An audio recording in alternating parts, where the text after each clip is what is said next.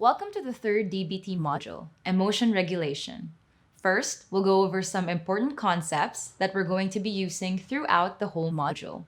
In DBT, primary emotions are the emotions that you immediately feel as a response to what is happening around you. This happens very fast, and it doesn't require thinking. For example, your daughter got a bad grade at school, and you might immediately get irritated and angry because she doesn't do her homework on time. On the other hand, secondary emotions are the emotions you feel as a response to your primary emotions. For example, on top of feeling irritated, you might start feeling ashamed or depressed because you might unjustly start thinking that you are a bad mother. For people who experience overwhelming emotions, it can be very common to experience numerous secondary emotions as a response to how you first felt. This process can be exhausting and in turn often leads to harmful behaviors. For example, you might lose your temper at your daughter, isolate yourself, or binge eat. In this exercise, we will look at a 6-step technique that will help you slow down the emotional process. Recognizing your emotions. This technique will make you more observant about the following 6 phases of the emotional process, as opposed to acting on autopilot. Think about some situation that is emotionally burdening you right now. If you aren't burdened by anything now, think about something that was bothering you in the past.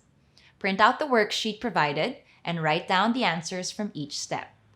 Step 1. Describe the situation. Think of a situation from the past where you felt overwhelmed with a lot of emotions. It can be about any aspect of your life. Then, describe the situation. Write down what happened, where it happened, and who was involved.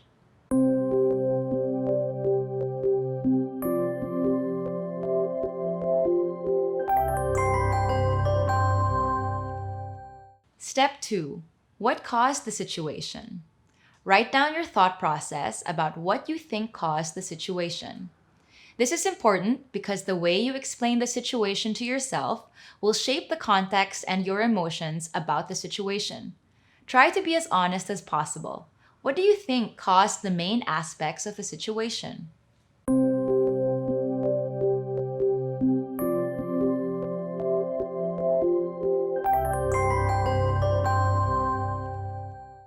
Step 3. Primary and secondary emotions.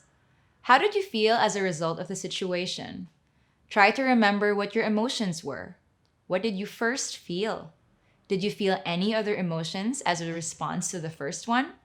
For example, maybe you first felt disappointed at somebody, and very shortly afterwards you felt anger or sadness. When we are being very emotional, we usually also have physical manifestations alongside our emotions. Try to remember how your body felt during the situation. Were you tense? Sweating? Perhaps you felt passive and very tired, or you felt like crying.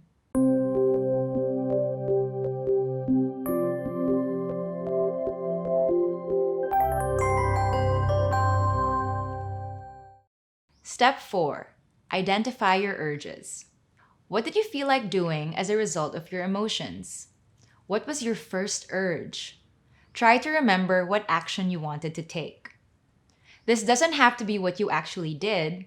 It can just be a thought that you briefly had.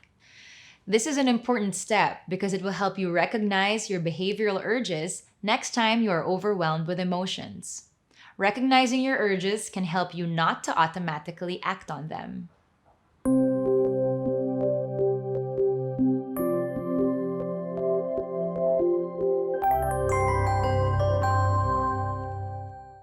Step 5. What did you do?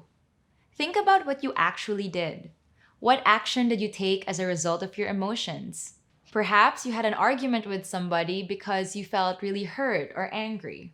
If there are other people involved in the situation, try to remember what you said to them.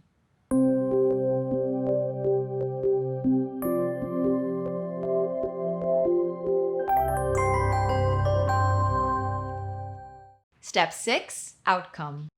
How did this whole situation, your emotions, and your resulting actions affect you later? Think about whether the outcome of this situation was good for you or not really. If you get into the habit of being observant and honest about the previous 5 steps and the outcome that happens as a result, you can more easily make a change and actively decide what you would like to do instead.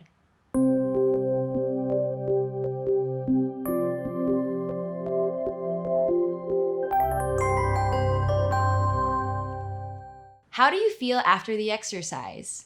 Think about how you would apply this technique in the future. Thank you for joining us. See you in the next video.